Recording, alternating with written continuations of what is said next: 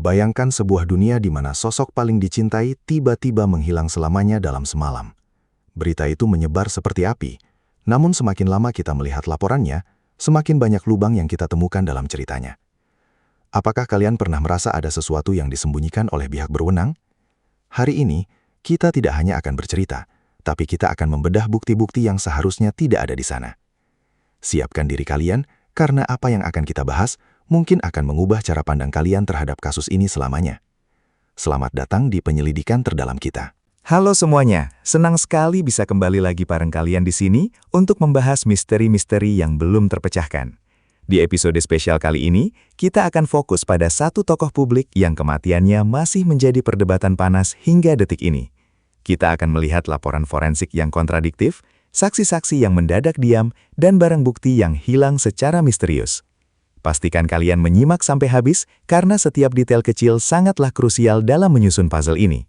Mari kita mulai perjalanan mencari kebenaran ini bersama-sama. Sebelum kita masuk ke malam yang menentukan itu, kita harus mengerti siapa sosok ini sebenarnya di mata dunia.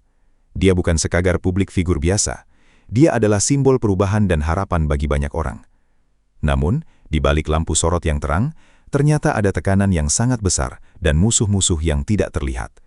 Banyak yang bilang kalau dia sedang merencanakan sesuatu yang besar sebelum kejadian nahas itu terjadi. Hal inilah yang memicu spekulasi awal bahwa kematiannya bukanlah sebuah kebetulan belaka.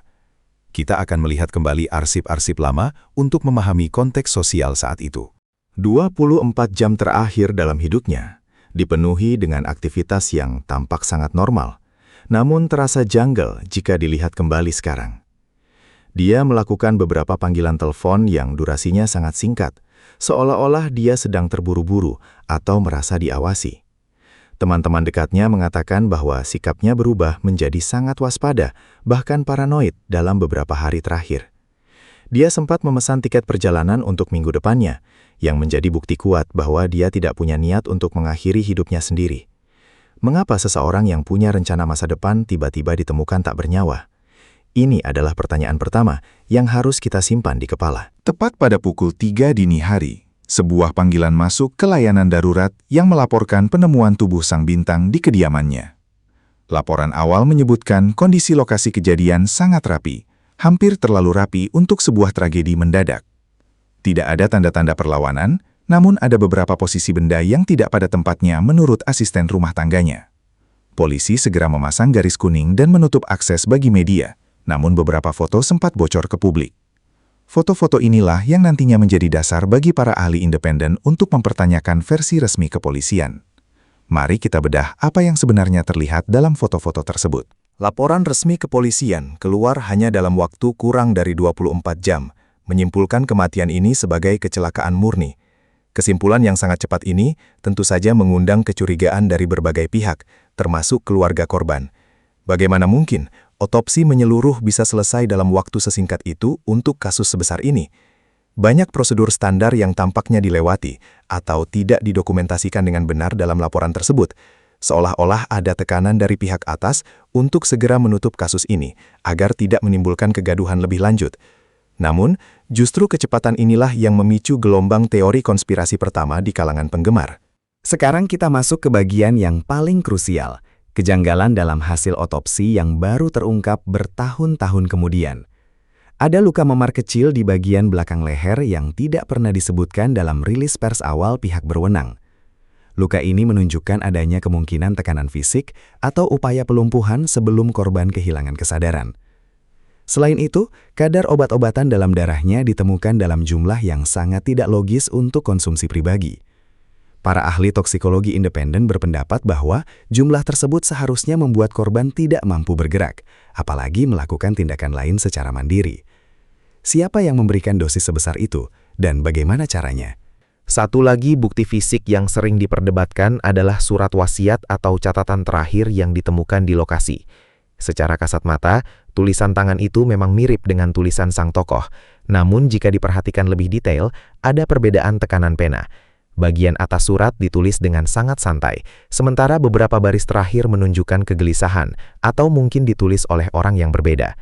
Beberapa ahli grafologi bahkan menyatakan bahwa ada indikasi tulisan tersebut dibuat di bawah tekanan mental yang hebat. Yang lebih aneh lagi, Tinta yang digunakan pada tanda tangan berbeda dengan tinta yang digunakan untuk menulis isi surat. Mengapa hal ini bisa terjadi jika itu adalah surat yang ditulis secara spontan? Kejanggalan tidak berhenti di situ. Mari kita bahas tentang rekaman CCTV dari area sekitar rumahnya pada malam kejadian. Pihak kepolisian menyatakan bahwa kamera pengawas di gerbang utama mengalami kerusakan teknis tepat 2 jam sebelum kejadian. Sebuah kebetulan yang sangat luar biasa, bukan? Padahal sistem keamanan di rumah tersebut baru saja diperbaharui 1 bulan sebelumnya oleh perusahaan ternama.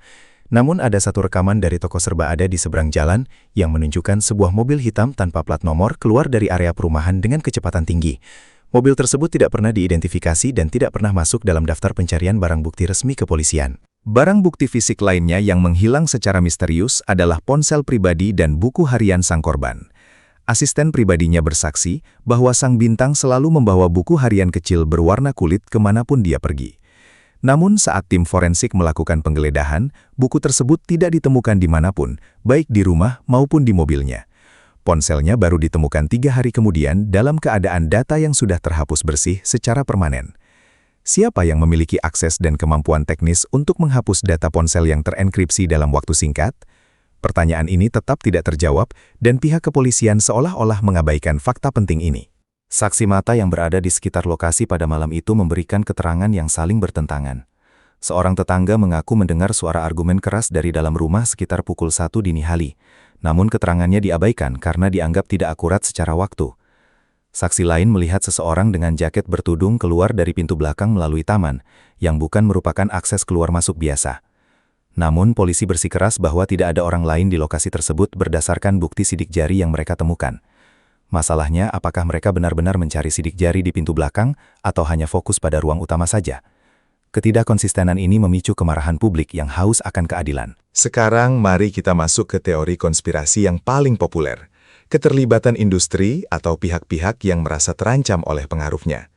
Sang tokoh diketahui sedang mengerjakan sebuah proyek yang akan membongkar praktik korupsi di dalam industrinya sendiri. Banyak pihak kuat yang akan rugi besar jika informasi tersebut sampai keluar ke publik. Beberapa minggu sebelum kematiannya, dia sempat berujar kepada seorang sahabat bahwa dia merasa nyawanya terancam. Dia bahkan sempat meminta perlindungan tambahan, namun permintaan itu ditolak dengan alasan yang kurang jelas. Apakah kematian ini adalah sebuah upaya pembungkaman yang terorganisir dengan sangat rapi oleh mereka yang punya kuasa? Teori kedua yang tak kalah menghebohkan adalah adanya keterlibatan orang dalam atau lingkungan terdekatnya sendiri. Dalam banyak kasus kematian tokoh publik, seringkali pelakunya adalah orang yang paling tidak kita curigai, karena mereka punya akses peluh. Ada laporan tentang konflik pembagian harta warisan dan royalti yang terjadi tepat sebelum kejadian ini.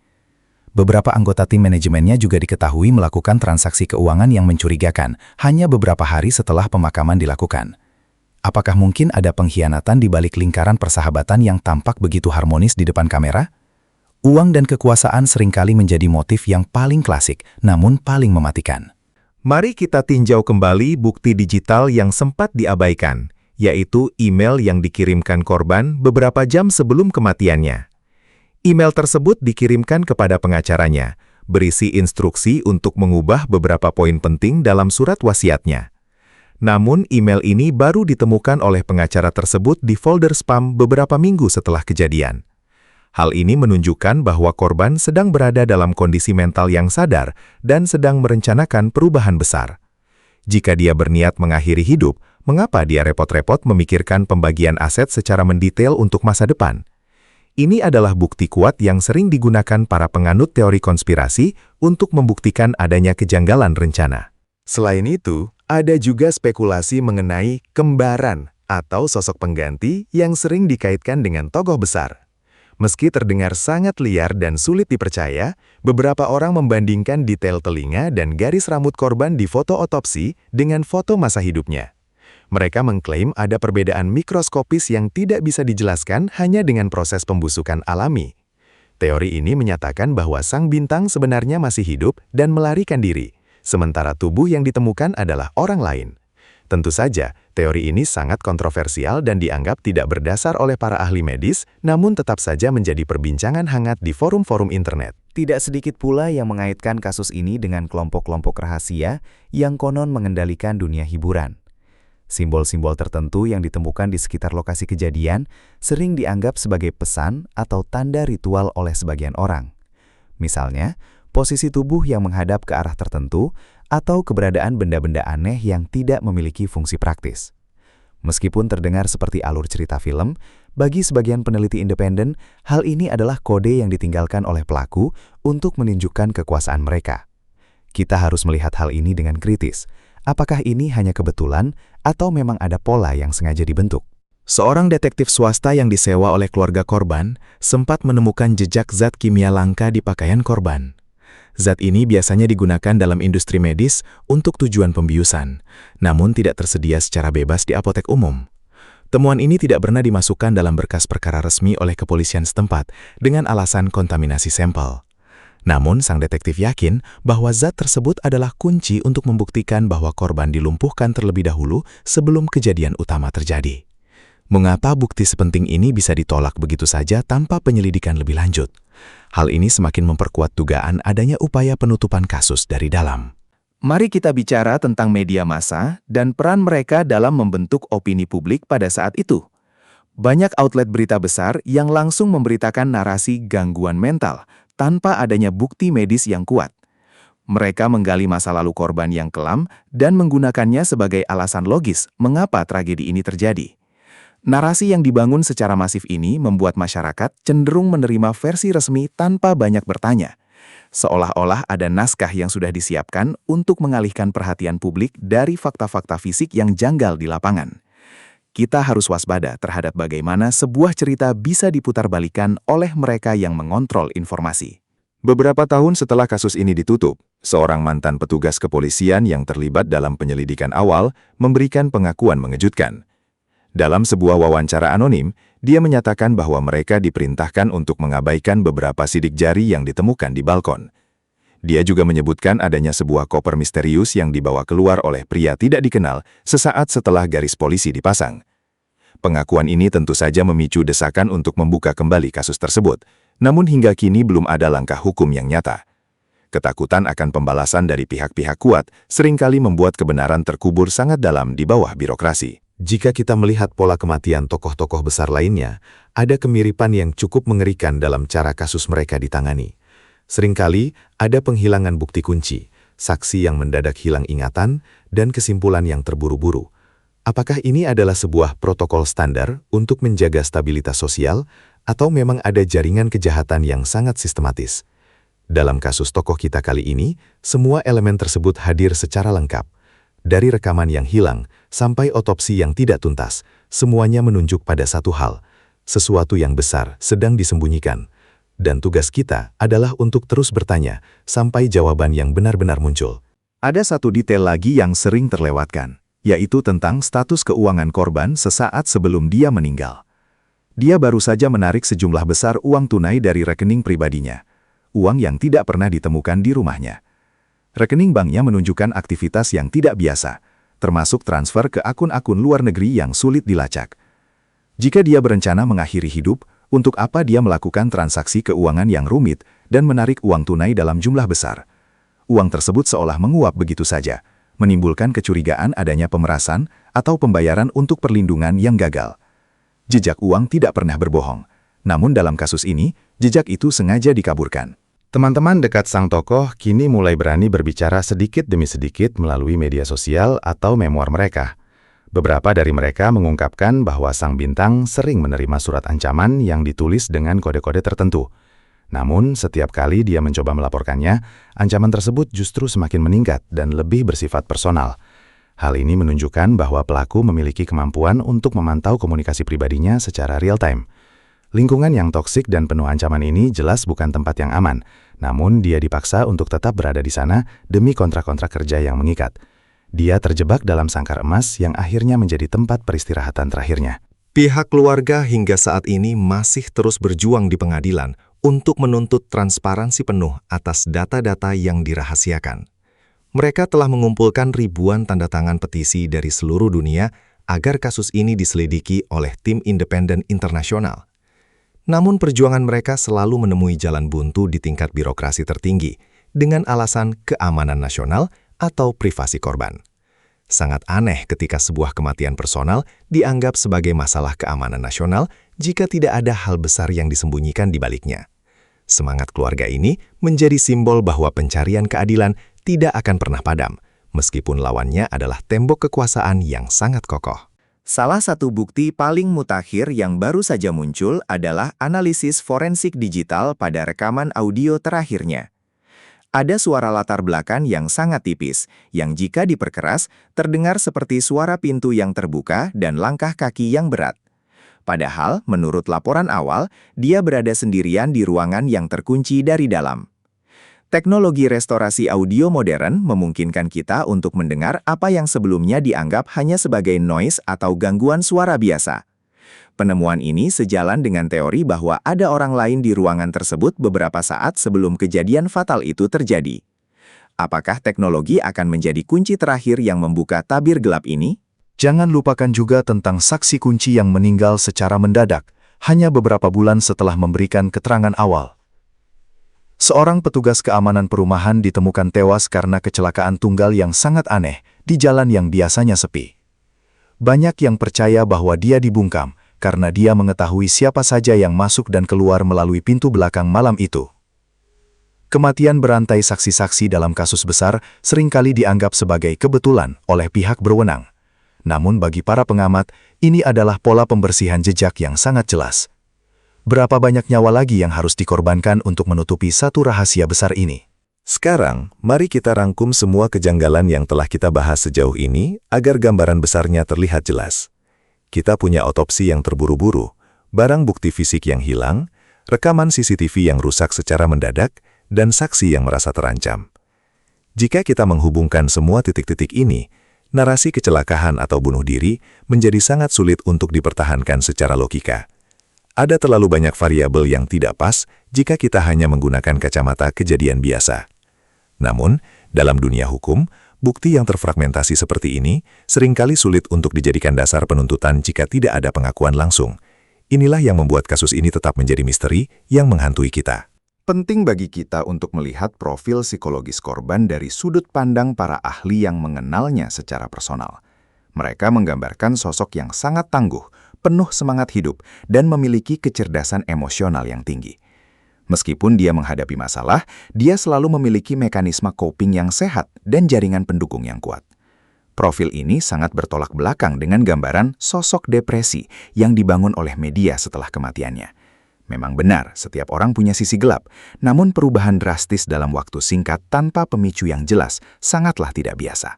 Hal ini semakin memperkuat dugaan bahwa ada faktor eksternal yang memicu tragedi tersebut. Bagaimana dengan dampak kasus ini terhadap budaya pop dan masyarakat secara umum? Kematiannya bukan hanya kehilangan satu nyawa, tapi hilangnya sebuah suara yang berani melawan arus. Banyak orang yang kini menjadi lebih skeptis terhadap laporan resmi dan mulai melakukan investigasi mandiri melalui internet. Fenomena ini melahirkan komunitas detektif internet yang sangat teliti dalam membedah setiap inci informasi yang tersedia. Meskipun kadang melahirkan teori yang terlalu liar, keberadaan mereka menunjukkan bahwa publik tidak lagi mudah untuk disuapi narasi tunggal. Transparansi kini menjadi tuntutan yang tidak bisa lagi ditawar oleh lembaga manapun di masa depan. Pada akhirnya, kebenaran mungkin masih terkunci rapat di dalam brankas rahasia atau di balik sumpah diam para pelakunya. Namun, dengan terus membicarakan dan mempertanyakan kejanggalan-kejanggalan ini, kita menjaga agar ingatan tentang sang tokoh tetap hidup.